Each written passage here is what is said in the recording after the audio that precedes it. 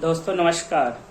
इस वीडियो में बताएंगे कि आरआरबी एनटीपीसी की जो अभी वैकेंसी निकली है graduate level, under graduate level या जो ग्रुप डी है निकली है उसमें तैयारी कैसे किया जाए। सबसे पहले मैं अपना परिचय बताता हूँ। मैं धर्मराज यादव हूँ, यहाँ रेलवे में इलाहाबाद में चीफ कंट्रोलर हूँ।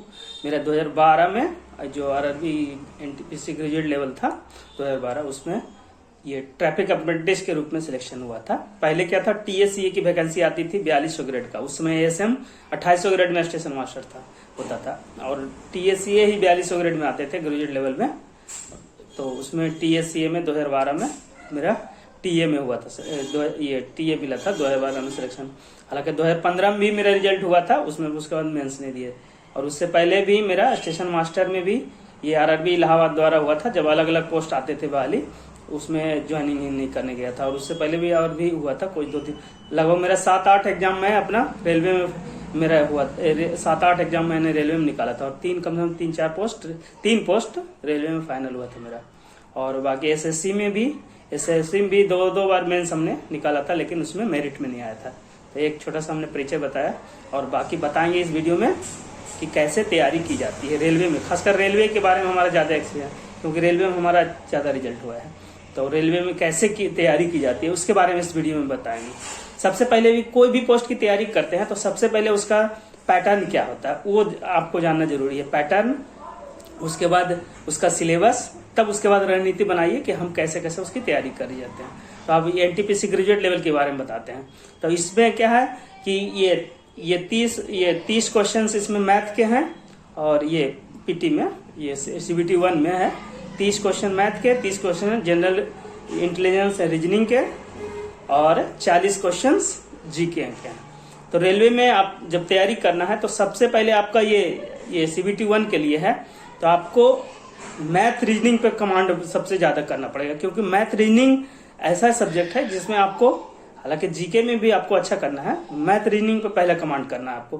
कि मैथ रीजनिंग ही ऐसा सब्जेक्ट है जिसमें अगर अच्छा आपका बढ़िया से ये प्रैक्टिस है और बढ़िया से आपका कमांड है तो आपको नंबर बढ़िया देती है। क्योंकि आपको देखिए ये सीबीटी 1 में 30 क्वेश्चन ये मैथ के और 30 क्वेश्चन रीजनिंग के हैं और जीके के 40, जनरल अवेयरनेस के 40 क्वेश्चन है।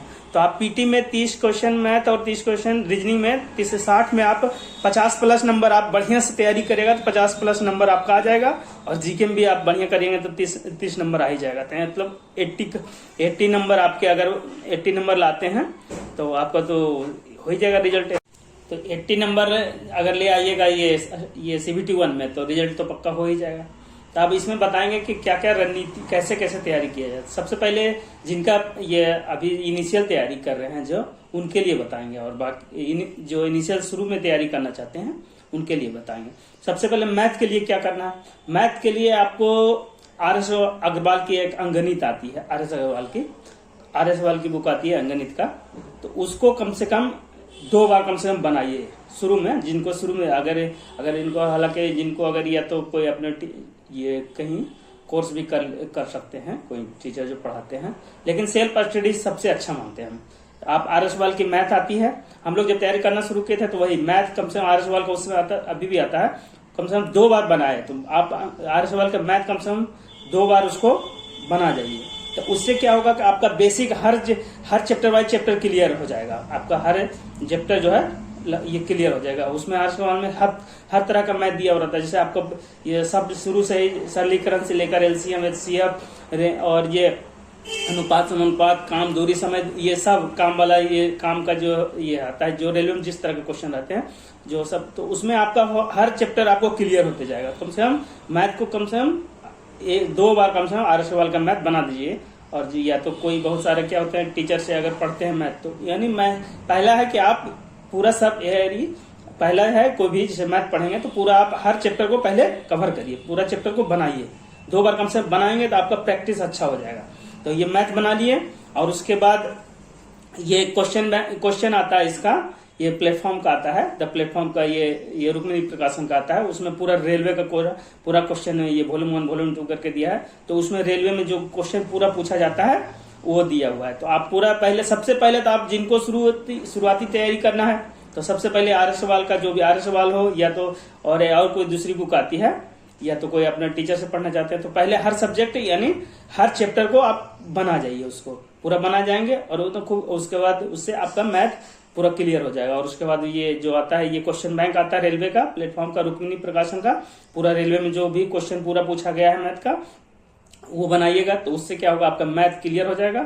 और उसमें क्या है, क्वेश्चन जो प्रीवियस ईयर क्वेश्चन बनाएंगे तो वो बहुत क्या है, क्वेश्चन बहुत सारे रिपीट होते हैं मैथ में। ज्यादातर जो जिस टाइप का क्वेश्चन पूछा जाता है हमेशा ये इसमें रिपीट होते रहता है। तो मैथ में आपको खूब प्रैक्टिस करना है, ये बनाना। और उसके बाद दूसरी चीज ये है मैथ में ट्रिक, ज्यादातर आप ट्रिक पे याद, ट्रिक जो है दिया, जो टीचर बहुत सारा पढ़ाते हैं ट्रिक पढ़ाते हैं, ट्रिक आप याद करने की कोशिश ना करें। आप मैथ खूब प्रैक्टिस करिएगा और उसके बाद क्वेश्चन बैंक बनाइएगा। तो वहां जहां ट्रिक यूज होता है तो आप धीरे धीरे आपको अपने आप वो ट्रिक जो है धीरे धीरे क्लियर होते जाएगा। मतलब आप अपने आप खूब प्रैक्टिस करिएगा तो अपने आप ट्रिक हो जाता है। जैसे अब एक क्वेश्चन है कि किसी संख्या को पहले 20% बढ़ा दिया जाए और फिर 20% घटा दिया जाए, यानी किसी वस्तु के मूल्य को 20% बढ़ा दी जाए और फिर 20% उसका मूल्य घटा दिया जाए, तो उसमें क्या लॉस या हानि होंगे।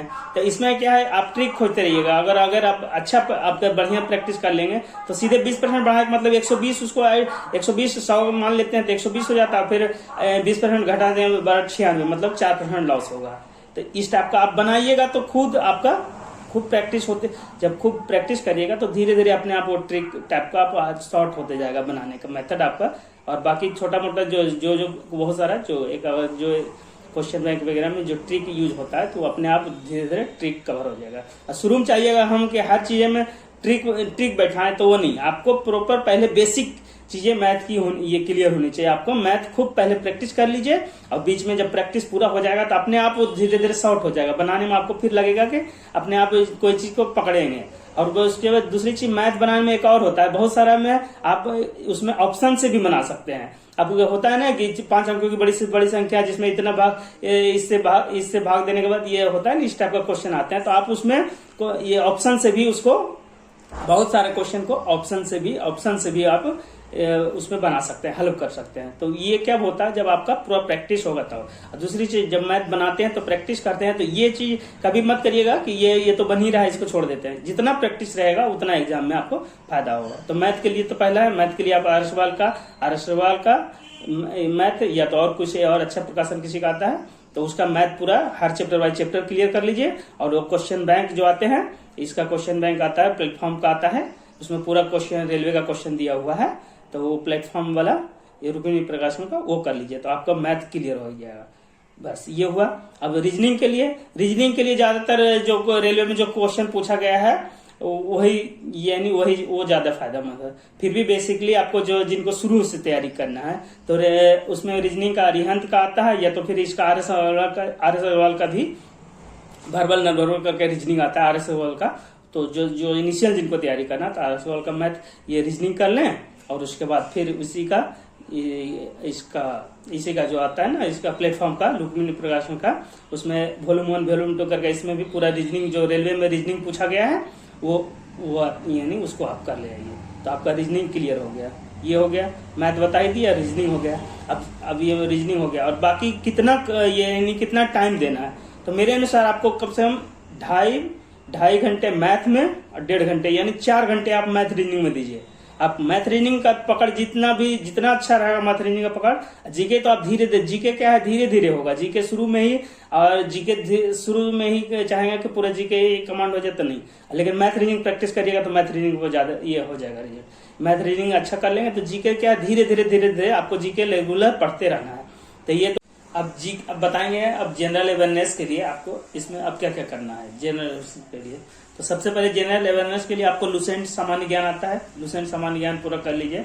उसको ये लुसेंट सामान्य ज्ञान पूरा पढ़िए और जरूरत पड़े तो आप उसको लिख कर भी आप उसमें, जैसे ऐसे तो ऑब्जेक्टिव में मतलब वो तो बिंदुवार वो बनाया हुआ है, वो तो लुसेंट का सामान्य ज्ञान जो ये अच्छा दिया हुआ है उसमें, लेकिन आप उसमें भी आप अपने से लिख के भी उससे कुछ पॉइंट लिख के भी आप उसको याद कर सकते हैं। तो लुसेंट सामान्य ज्ञान कर लीजिए जनरल अवेयरनेस के लिए, लुसेंट सामान्य ज्ञान। अब बाकी एनसीईआरटी की बुक जो 6 से 10 तक आती है तो उसमें आप खासकर ये जो सामान्य विज्ञान है तो वो सब कर लेंगे। तो उसमें क्या होता है ना कि आप अगर अच्छा से उसको पढ़ेंगे तो विज्ञान अगर कुछ क्वेश्चन अगर थोड़ा समझ टाइप का क्वेश्चन रहेगा तो आप उससे आप आसानी से आप हल कर सकते हैं। तो ये सामान्य विज्ञान वाला कर लीजिए, इसका एनसीईआरटी वाला पढ़ लीजिए, और बाकी उसमें ज्योग्राफी, जो सामाजिक विज्ञान में ज्योग्राफी आपको बहुत हेल्प करेगा, वो तो 6 से 10 एनसीईआरटी भी कर लीजिए जीके ये जनरल अवेयरनेस के लिए। तो लुसेंट देख लीजिए, बाकी एनसीईआरटी वाला जो है उसको देख लीजिएगा। आप थोड़ा सा डीपली पढ़ेंगे ना तो आप क्या है ना, कोई चीजें याद आप उसको यहाँ ये साइंस वगैरह से क्वेश्चन रहेंगे ना तो उसमें आपको बनाने में हेल्प मिलेगा। और बाकी साइंस के लिए इसका आता है प्रतियोगिता दर्पण का, ये आता है ये सामान्य विज्ञान का अतिरिक्तांक आता है, भौतिक एवं रसायन विज्ञान के लिए अतिरिक्तांक आता है, तो वो भी कर लें तो आपको विज्ञान अच्छा हो जाएगा, साइंस वाला क्वेश्चन, साइंस वाला क्वेश्चन अच्छा हो जाएगा। और बाकी ये एसपीडी का रेलवे सामान्य ज्ञान आता है, एसपीडी का, तो उसमें क्या है, रेलवे में जितना क्वेश्चन जो रेलवे से का जो प्रीवियस ईयर का क्वेश्चन पूछे गए हैं वो सारा दिया रहेगा। और उसमें रेलवे के जीके भी ये जो सामान्य ये रेलवे का जो जीके है वो भी कभी कभी पीछे वाला है रिपीट कर देता है मिला के। तो एसपीडी का आता है क्वेश्चन, ये एसपीडी का आता है रेलवे सामान्य ज्ञान, उसमें प्रीवियस ईयर के क्वेश्चन से रेलवे में जो पूछे हैं वो दिया रहा है, और कुछ अलग से चैप्टर बाय चैप्टर उसमें कुछ ऑब्जेक्टिव टाइप का दे दिया है। तो एसपीडी का बढ़िया आता है उसका। तो आपको जीके के लिए लुसेंट देख लीजिए, एनसीईआरटी की जो बुक है, आपको जीके धीरे धीरे करना है, तो आप लुसेंट करेंगे तो आपको पूरा लुसेंट से तो आपको अच्छा बहुत कवर हो जाएगा। और बाकी एनसीईआरटी के बुक आप पढ़ेंगे साइंस और ज्योग्राफी वगैरह करेंगे तो उससे आपको एक थोड़ा सा एक समझ टाइप उसमें अच्छा, यानी आपको डीपली टाइप का थोड़ा सा हो जाएगा ना, तो उसको बनाने में हेल्प मिलेगा क्वेश्चन वगैरह अगर अंदर से थोड़ा सा पूछ दिया तो ये हो गया एनसीईआरटी। और बाकी एक प्रतियोगिता दर्पण का अतिरिक्तांक साइंस का आता है, ये भौतिक एवं रसायन के लिए कर लीजिए। और बाकी एसपीडी का पूरा ये ऑब्जेक्टिव, एसपीडी का रेलवे सामान्य ज्ञान आता है वो देख लीजिए, वो पूरा क्वेश्चन बैंक रेलवे का दिया हुआ सामान्य ज्ञान का पूरा पूछा हुआ, तो वो आपका ये आपका जनरल अवेयरनेस क्लियर हो जाएगा।